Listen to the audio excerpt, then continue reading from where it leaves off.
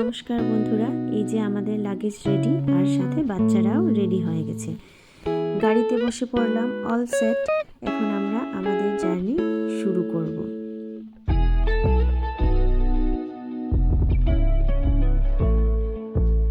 এই যে দেখে নাও, মিস্টার জিপিএস সেট করে নিল, বাস আমরা গাড়িতে বসে পড়লাম। ও, আপনাদেরকে তো বলা হলো না আমরা কোথায় যাচ্ছি। আমরা যাচ্ছি কাজিরাঙ্গা। বাচ্চাদের তো খুব এক্সাইটমেন্ট, আর সাথে আমাদেরও। যেতে যেতে আপনারা রাস্তা দেখতে থাকুন আর আমরা গল্প করে যাব। আচ্ছা বলুন তো, আপনারা কি ঘুরতে ভালোবাসেন? আমি তো খুব ভালোবাসি বেড়াতে, আর সাথে আমার পরিবারের সবাইও ভালোবাসে। কাজিরাঙ্গা নিয়ে আমার মেয়েদের খুব এক্সাইটমেন্ট, কারণ আমি গল্প বলেছিলাম আমরা ছোটবেলায় গিয়েছিলাম আর আমাদেরকে হাতি তাড়া করেছিল। আমি তখন ক্লাস 3-তে পড়ি। বাবা, মা, ভাইরা, দিদি, পিসি, কাকু সবার সাথে গিয়েছিলাম কাজিরাঙ্গা ঘুরতে। আচ্ছা, এই গল্পটা আরেকদিন বলবো। তো বলেছিলাম যে মেয়েরা তো খুব আগ্রহী, অ্যাডভেঞ্চারাস জার্নি হবে। আমাদের সেখানে যাওয়ার অনেক দিনের ইচ্ছা ছিল, কিন্তু হাজব্যান্ডের ছুটি নেই বলে যাওয়া হচ্ছিল না। তাই ক্রিসমাসের ছুটিটাকে কাজে লাগিয়ে নিলাম। আগের দিন রাত 8টায় হঠাৎ হাজব্যান্ড বলল, অনলাইন টিকিট বুক করে নিয়েছি, তাড়াতাড়ি ব্যাগ প্যাক করো, আমরা কাল ভোরে কাজিরাঙ্গা যাচ্ছি। তাড়াতাড়ি করে সব রেডি করলাম। হাতের পাশে যা পেয়েছি সব ঢুকিয়ে নিয়েছি ব্যাগে। আর পরদিন সকালে আলু সিদ্ধ, ডাল সিদ্ধ, ভাত খেয়ে রওনা হলাম। দক্ষের জন্য খাওয়া বানিয়ে নিয়েছিলাম সাথে। আমরা গিয়ে পৌঁছাতে 12:30 বেজে গিয়েছিল। একটু দেরি হয়ে গেছিলো কারণ গাড়ি থামিয়ে বাচ্চাদের খাইয়েছি। যাই হোক, আমরা 12:30টার দিকে সেখানে পৌঁছে গেলাম। বন্ধুরা, তোমরাও যদি যাও সেখানে খুব ভালো লাগবে। আমাদের তো গিয়ে ভীষণ ভালো লেগেছে। অনলাইনে আমরা চেক করেছিলাম, সেখানে একটা রিসোর্ট আছে, বর্গস রিসোর্ট। তো অনলাইন চেক করেছিলাম সেই রিসোর্টটা খালি আছে নাকি, কিন্তু সেখানে অলরেডি সবগুলো রুম বুকড ছিল। তো তাও আমরা সেখানে গিয়ে বর্গসে একবার গিয়েছিলাম। জঙ্গল সাফারিটা শেষ হওয়ার পরে আমরা বর্গসে গিয়েছি। যাওয়ার পরে সেখানে লাঞ্চ করেছি। তো ম্যানেজারের সাথে হাজব্যান্ডও কথা বলল যে খালি আছে নাকি রুম। সেখানে খালি নেই, কিন্তু ওই রিসোর্টটা খুবই ভালো। তোমরা যদি যাও বর্গস রিসোর্টে থাকতে পারো। আমরা সেখানে পেলাম না, খালি না পেয়ে পরে আমরা চলে গেছিলাম অন্য একটা রিসোর্টে। এই যে আমরা পৌঁছে গেছি কাজিরাঙ্গাতে। এই যে গাড়িতে আমরা বসে পড়লাম জিপে। তারপর শুরু হবে আমাদের সাফারি। বাস, এই যে স্টার্ট হলো।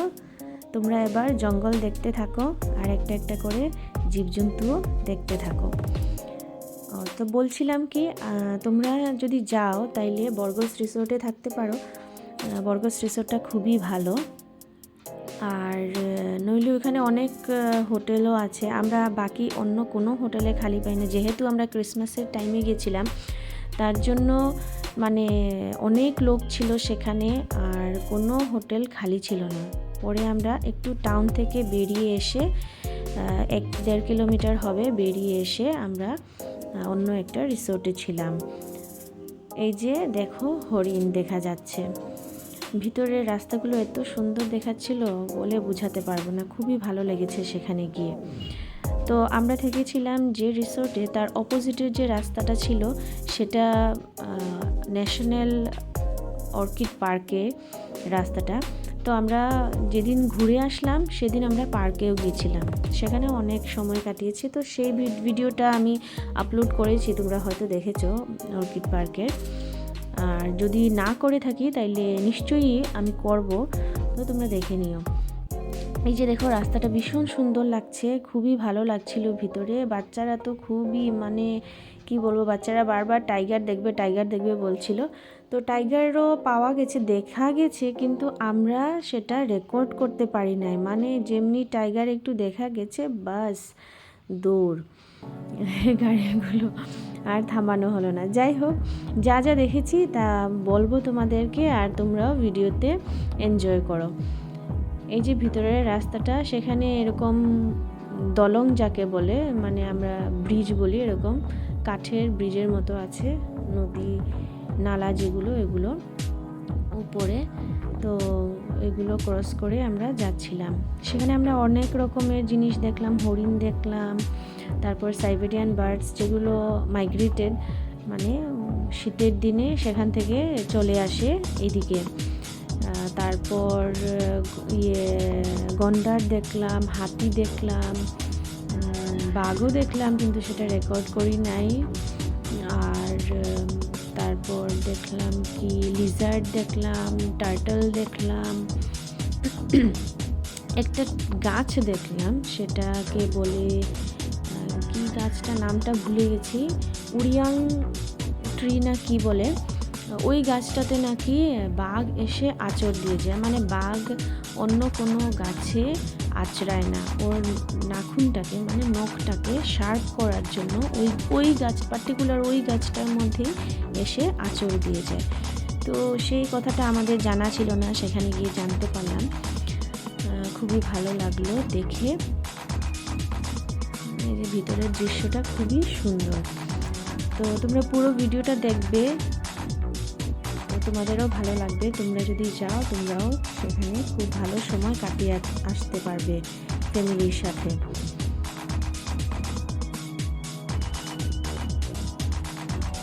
আমি মোটামুটি যা যা পেরেছি তা রেকর্ড করে নিয়েছি। বাচ্চাকে কোলে নিয়ে পারছিলাম না, তাও চেষ্টা করেছি একটু তোমাদেরকে সেটা শেয়ার করব বলে।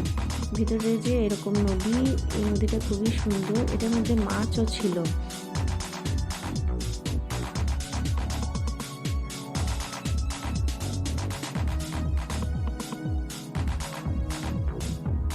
এই যে এখানেই গাছটা আছে, উড়িয়াং গাছ নাকি, নামটা আমার ঠিক মনে পড়ছে না।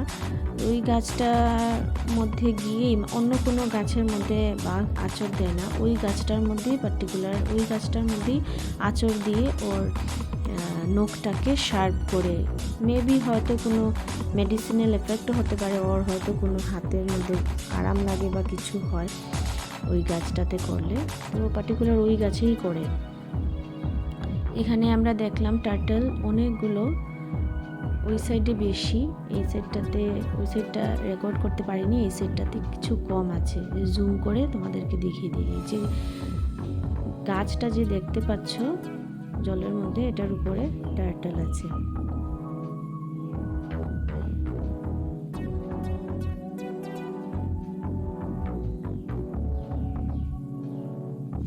এই যে এখন দেখা যাচ্ছে। যাই হোক, সব মিলিয়ে সেখানে আমাদের খুবই ভালো লাগলো।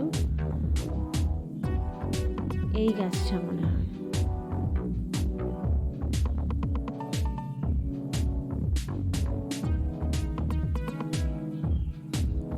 পুরো দিন সেখানে কাটিয়ে নিলাম, বেশ ভালোই লাগলো। এই যে দাক্ষের সাথে দেখে নাও, দাক্ষ ঘুমিয়েছিল, তখন উঠেছে জাস্ট। এই সাইবেরিয়ান বার্ডসগুলো এখানে।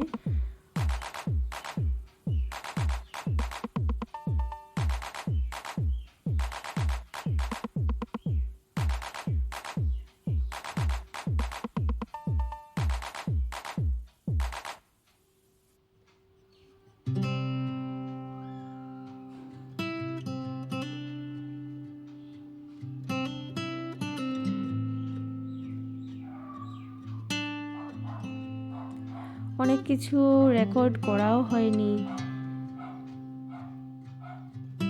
যেগুলো করেছি সেগুলো এখানে আপলোড করে দিচ্ছি একসাথে মার্জ করে।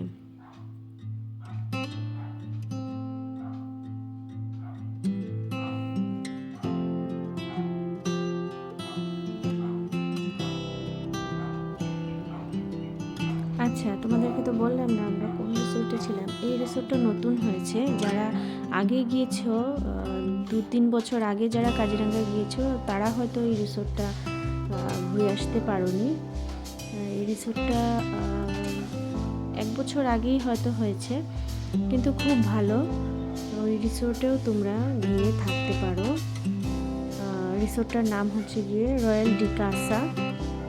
এটা অপোজিটে আছে, যেটা কি বলে ওইটাকে, অর্কিড ন্যাশনাল পার্কের যে রাস্তাটা, তার অপোজিটেই আছে ওই রিসোর্টটা। তো তোমরা যদি যাও, যদি বর্গসে খালি না পাও তাহলে সেখানেও থাকতে পারো। সেই রিসোর্টটির নাম হচ্ছে রয়্যাল ডি কাসা। এই যে গন্ডার দেখতে পাচ্ছ, এই যে ওয়ান হর্নড রাইনো।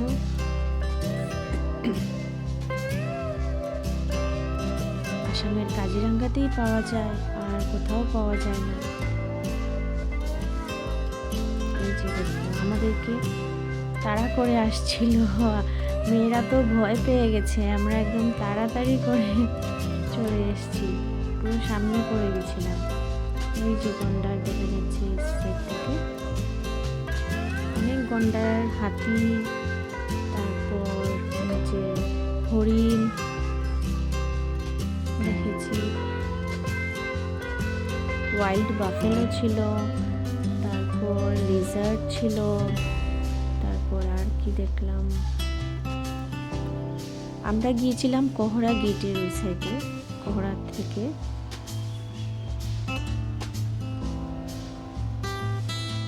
তিনটা গেট আছে কাজিরাঙ্গাতে যাওয়ার, তিনটা গেট আছে খুব সম্ভব, তিনটা না চারটে, তিনটেই মনে হয়, একটা ওয়েস্ট, একটা সেন্ট্রাল, আর আরেকটা মনে হয় ইস্ট। তো আমরা গেছিলাম মনে হয় সেন্ট্রালের গেটটা থেকে। আবার যখন আমরা নেক্সটে যাব, আমরা শুধু এটা পুরোটা কাজিরাঙ্গা দেখা হয়নি, আমরা শুধু একটা পার্ক, মানে একটা পার্ট দেখেছি। অন্য গেটের দিকে ঢুকলে পরে অন্য সাইডটাও দেখা যাবে।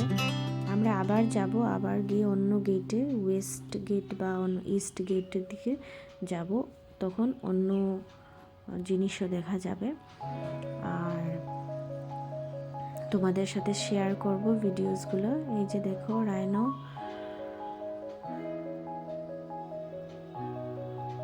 আসার পথে অনেকগুলো হাতি দেখেছি, এখানে রেকর্ড করেছি, তোমরা দেখে নিও। এই যে অনেকগুলো হাতি।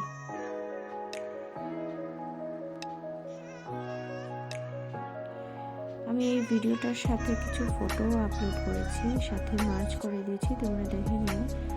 ভালো লাগলে কমেন্ট করিও, লাইক করিও, একটু উৎসাহ দিও, তাহলে ভালো লাগবে যে আবার নতুন নতুন ভিডিও বানাবো, ভালো ভিডিও বানাবো। এই রাস্তাটা তো আমার খুবই ভালো লেগেছে। এই যে হরিণ,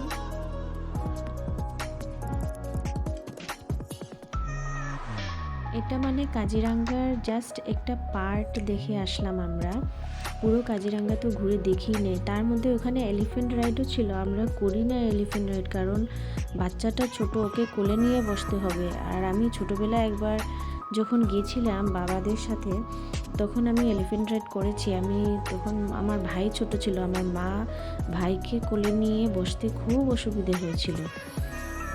মানে হাতি যখন পা ওঠায় তখন এক সাইড উঁচু নিচু হয়ে যায়, বাচ্চাকে কোলে নিয়ে নিজেই ধরে বসা যায় না, বাচ্চাকে কোলে নিয়ে বসাটা খুবই কষ্টকর হয়ে যায়, মার ভীষণ কষ্ট হয়েছিল তখন।